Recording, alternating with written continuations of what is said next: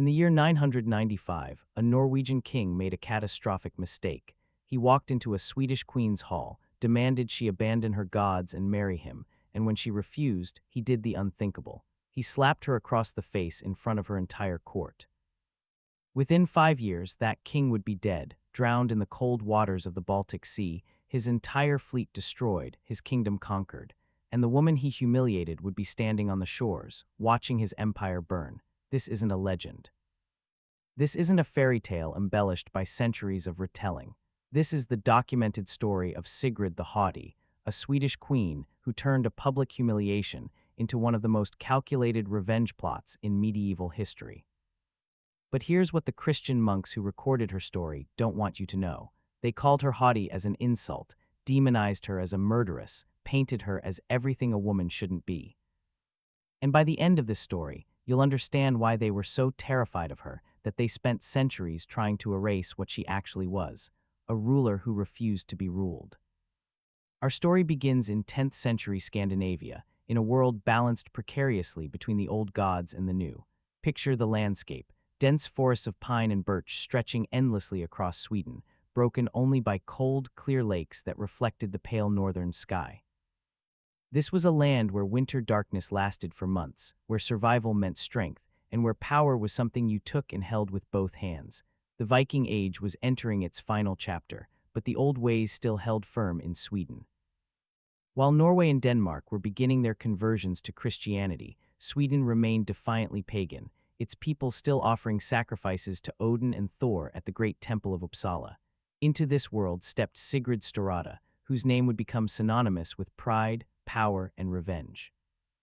The historical record tells us frustratingly little about her early life, as it does with most women of her era, but what we know paints a picture of someone extraordinary. She was likely born around 960, possibly the daughter of a powerful Swedish nobleman or even royalty. Some sources claim she was the daughter of Skogler Tost, a legendary Swedish chieftain. Others suggest more mysterious origins. What we know for certain is that by the 990s, Sigrid was ruling as Queen of Sweden, either as regent for a young son or in her own right after her first husband's death. Imagine what that meant in a world where women were expected to be wives, mothers, and little else. Sigrid didn't just hold power, she wielded it. She commanded armies, controlled vast territories, and made decisions that affected thousands of lives. Contemporary accounts describe her as beautiful, yes, but they also describe her as intelligent, strong-willed, and absolutely unwilling to compromise her authority. Here's what made Sigrid different from other royal women of her time. She didn't see her gender as a limitation. She saw it as irrelevant. The political landscape of Scandinavia in the late 10th century was a chessboard, and Sigrid was playing to win.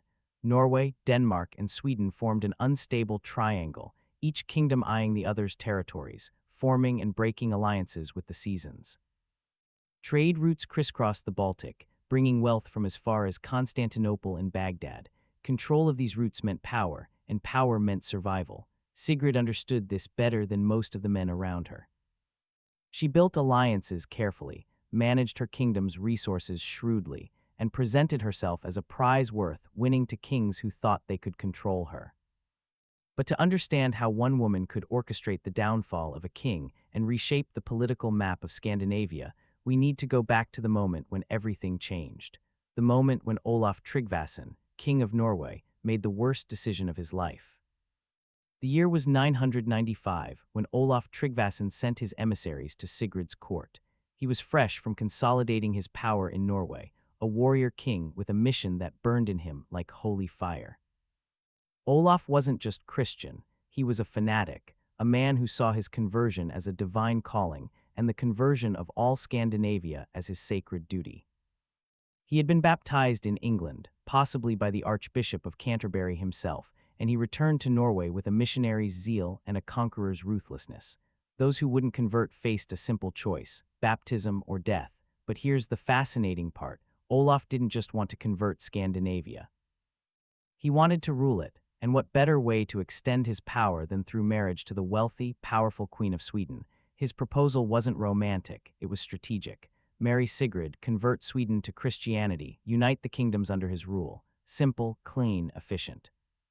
He probably thought she'd be grateful for the attention of such a powerful king. Sigrid's response was as direct as his proposal. No, she would not convert. She would not abandon the gods her people had worshipped for centuries. She would not transform Sweden into another piece of Olaf's growing Christian empire. Picture this, her great hall, filled with her advisors and warriors, the air thick with smoke from the central fire. Olaf's emissaries standing before her throne, confident in their king's power, certain that no woman would dare refuse such an offer. And then Sigrid's refusal, clear and unequivocal. Not just a rejection of marriage, but a rejection of everything Olaf represented. What happened next would echo through the centuries. Olaf Tryggvason himself arrived at Sigrid's court. Whether he came hoping to change her mind through personal persuasion or simply to demonstrate his power, we'll never know. What we do know, what the chroniclers recorded with shocked fascination, is what happened when Sigrid stood her ground. The Christian sagas, written by monks decades later, describe the scene with barely concealed horror and a strange sort of admiration. The argument escalated. Sigrid repeated her refusal. She would not convert, would not marry him, would not submit her kingdom to his vision of a Christian Scandinavia. And Olaf Tryggvason, king of Norway, champion of Christ, did something that would seal his fate. He struck her, a single blow across her face, delivered in front of her entire court. A public humiliation designed to put this uppity woman in her place, to show her and everyone watching that he was the one with power here. The hall fell silent. Every eye turned to Sigrid. Here's where the story becomes almost mythical in its perfect dramatic timing, but the words attributed to her in the sagas ring with such cold fury that they've survived 1,000 years. She touched her face where Olaf had struck her, and she said words that would become legend. This may one day be your death. Olaf left Sweden empty-handed, probably thinking he'd put Sigrid in her place, probably believing that a woman, even a queen, couldn't truly threaten him. He couldn't have been more wrong, because what Olaf couldn't have foreseen was that Sigrid wasn't just angry. She was patient, calculating, and absolutely committed to making him pay for that moment of humiliation. But the real crisis was that Sigrid wasn't the only one dealing with Olaf's aggressive expansion or persistent suitors, who saw her as a prize to be won. 2 other kings had been courting her with increasing insistence. Harald Grensk of Norway, a regional king and actually Olaf Tryggvason's brother-in-law, and Visavold of the Kievan Rus. Both were wealthy, both were persistent, and both refused to take no for an answer. They saw Sigrid's wealth, her lands, her strategic position, and they wanted it. This is where Sigrid's genius revealed itself. Instead of dealing with these problems one by one, instead of playing the defensive game that was expected of her, she decided to solve multiple problems at once. She sent messages to both Harald and Visavold. She had reconsidered. She was ready to discuss their proposals. Would they honor her with their presence at a great feast? The kings, delighted that this difficult woman had finally seen reason, accepted immediately. Contemporary accounts describe what happened next with a mix of horror and grudging respect. Sigrid prepared a magnificent feast in a separate hall, away from her main residence. The 2 kings arrived with their retinues, probably competing with each other for Sigrid's favor, each certain they would leave as her chosen husband. The feast was lavish, the ale flowed freely, the entertainment was spectacular. And then, deep into the night, when the kings and their men were drunk and drowsy, Sigrid gave a signal. Her warriors surrounded the hall. Every door was barred from the outside, and then they set it on fire. Picture the scene, flames climbing the wooden walls, smoke filling the hall, the screams of men realizing too late that they were trapped. Harald Grensk, Visavold of Kiev, and all their retinues burned alive while Sigrid watched from outside. When some tried to break down the doors, her warriors drove them back into the flames. The words attributed to Sigrid in that moment have become legendary. I will rid Sweden of these petty kings who come to my door demanding my hand. This wasn't just murder. It was a statement, a demonstration to every ambitious king and nobleman in Scandinavia that Queen Sigrid was not a prize to be won, not a piece on someone else's chessboard. She was a player in her own right, and she played for keeps. But here's what most histories don't emphasize enough. This wasn't a crime of passion. This was calculated political strategy. By eliminating 2 persistent suitors in one stroke, Sigrid removed immediate threats to her independence while sending a clear message to others who might have similar ideas. The fact that she survived the political fallout, that no alliance of vengeful relatives came to destroy her, tells us something crucial about the world she lived in. Power, ruthlessly applied, was respected. Weakness, even moral superiority, was despised. If you're still here, this story is about to take an even darker turn. So don't forget to hit that subscribe button, because what happens next will show you how one woman's revenge plot reshaped the entire political landscape of medieval Scandinavia. So stay tuned. After the fire, after the ash had cooled and the bodies had been buried or burned, Sigrid didn't hide. She didn't retreat. She continued ruling Sweden as if nothing had happened, because in her world, what had happened was entirely justified. But she also understood something fundamental about power. Revenge is best served through absolute victory. Killing two minor kings had solved immediate problems, but Olaf Tryggvason, the man who had humiliated her, was still out there, still spreading Christianity at swordpoint, still building his power in Norway. And Sigrid hadn't forgotten that slap across her face. But the real genius of Sigrid's revenge wasn't in direct confrontation. It was in alliance building. Enter Sweyn Forkbeard, King of Denmark. Sweyn was everything Olaf wasn't: pragmatic, patient, and willing to work with partners rather than demand submission. He was also Christian, having converted as a political necessity, but he didn't share Olaf's missionary zeal. What Sweyn wanted was power, and specifically, he wanted to diminish Norwegian influence in the region. When Sweyn came courting, Sigrid saw opportunity. Here was a king powerful enough to challenge Olaf, ambitious enough to want to, and smart enough to treat her as an ally rather than a possession. The proposal that emerged was brilliant in its simplicity. Sigrid would marry Sweyn, uniting Swedish and Danish interests. She would convert to Christianity, but only nominally, only as a political gesture. In exchange, Sweyn would support her revenge against Olaf Tryggvason. The marriage happened around 998 or 999. Historians debate the exact date, but what matters is what this alliance created: a coalition powerful enough to challenge Norwegian dominance. Sigrid didn't just marry for revenge, she married to build an empire. Contemporary chroniclers describe her influence over Sweyn as substantial. This wasn't a political marriage where the wife disappeared into domestic obscurity. Sigrid remained a power player, an advisor, possibly the architect of what came next. What came next was war, but not immediate, reckless war. Sigrid and Sweyn built their coalition carefully.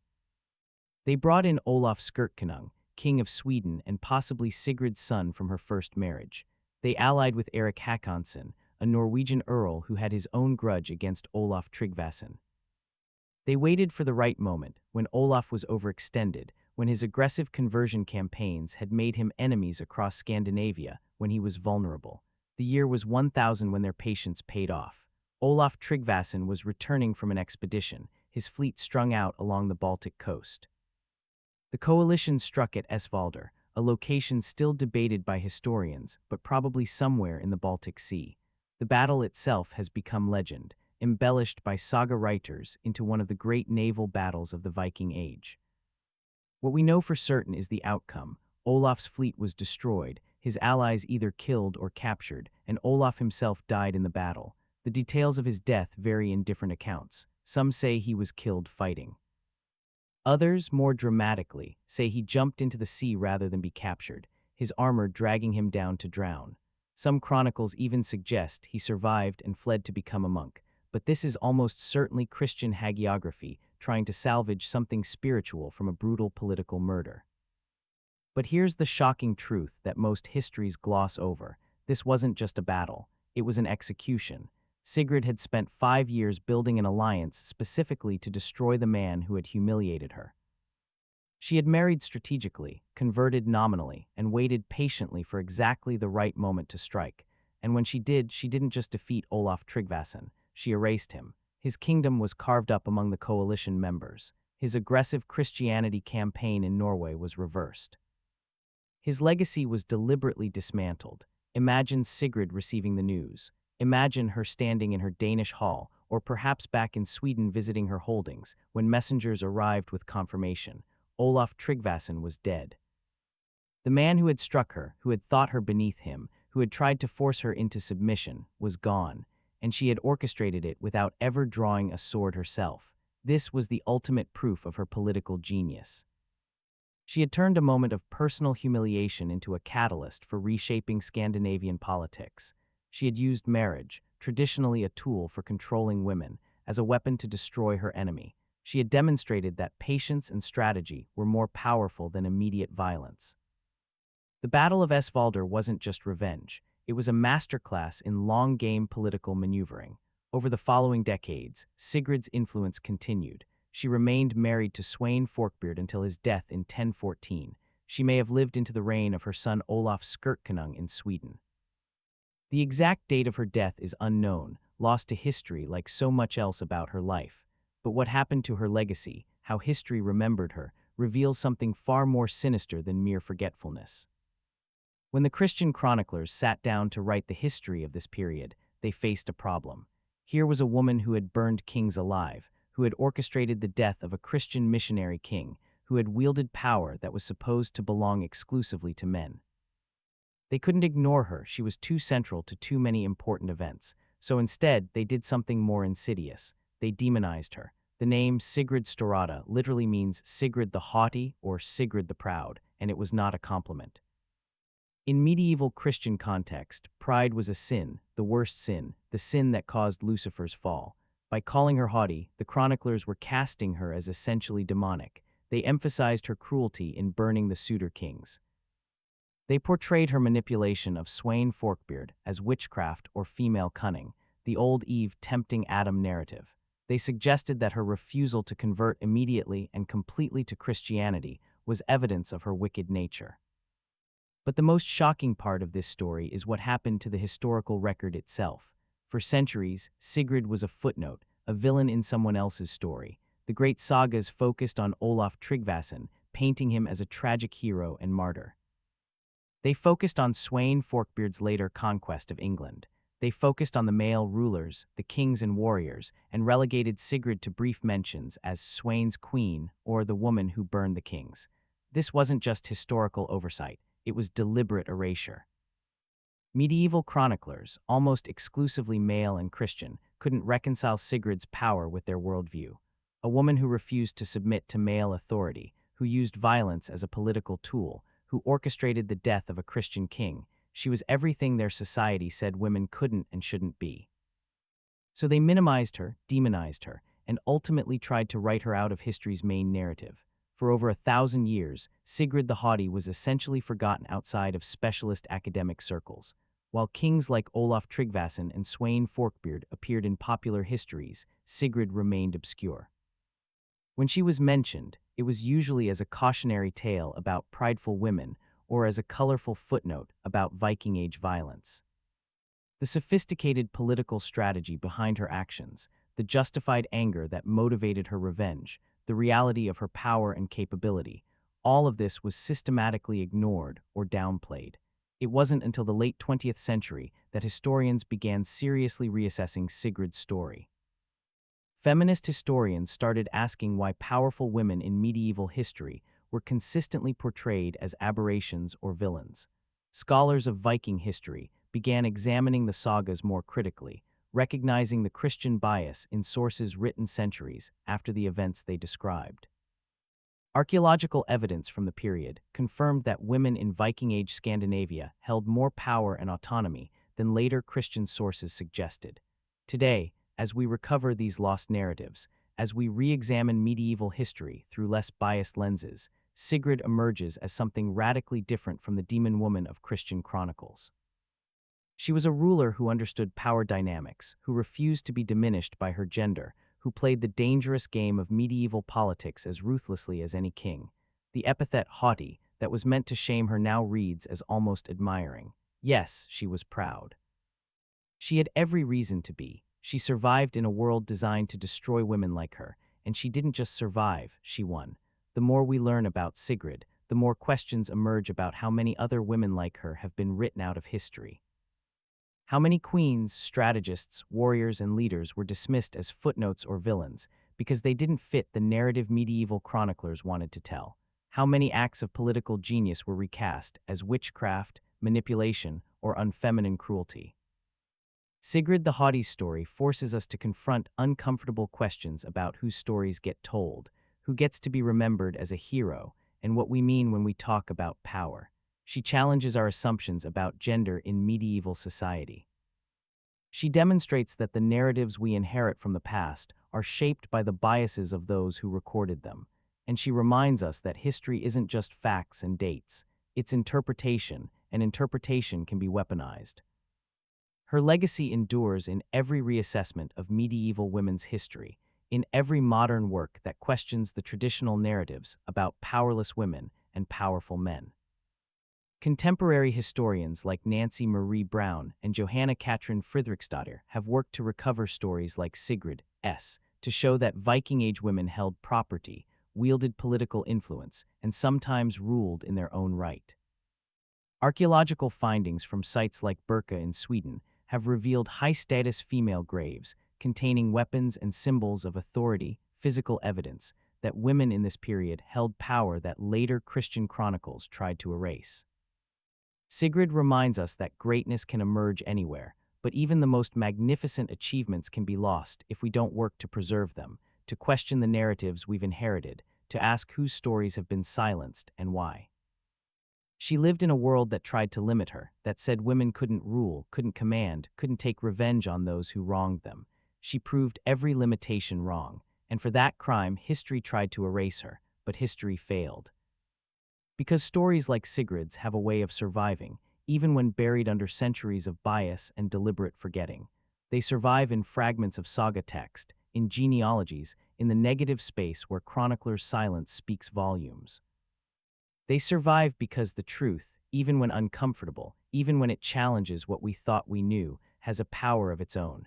The woman who burned kings and toppled kingdoms wasn't a monster. She wasn't an aberration. She was a ruler who played by the same rules as the kings around her, and who refused to accept that those rules didn't apply to women. When Olaf Tryggvason slapped her in her own hall, he thought he was putting her in her place. What he actually did was sign his own death warrant, and Sigrid, patient and proud and absolutely ruthless, made sure that warrant was executed. That's the story they didn't want you to know. That's the woman they tried to reduce to a footnote.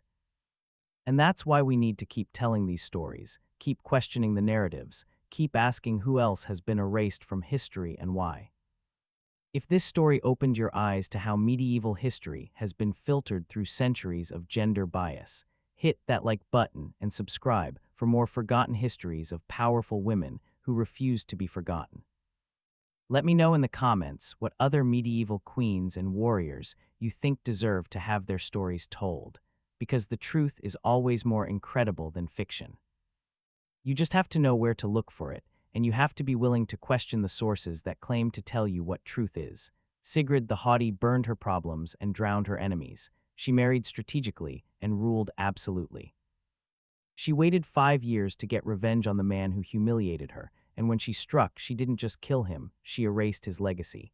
History called her haughty as an insult. We should reclaim it as a compliment, because sometimes pride isn't a sin, sometimes it's survival.